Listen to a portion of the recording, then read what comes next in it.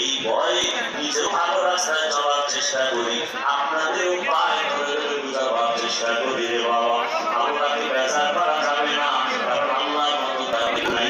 আমার মা কেউ ছিল না, আমার আল্লাহ আমার আপন।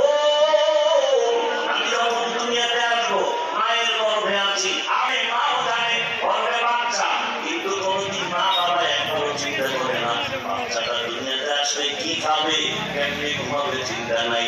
আল্লাহ কয় আমি নিজে তুই চাওয়ার আগে খানার ব্যবস্থা করে দিলাম মায়ের স্তনের ভেতরে। এমন খানা 2 বছর পর্যন্ত বাচ্চাদের জন্য তোর খানা নষ্ট হবে না।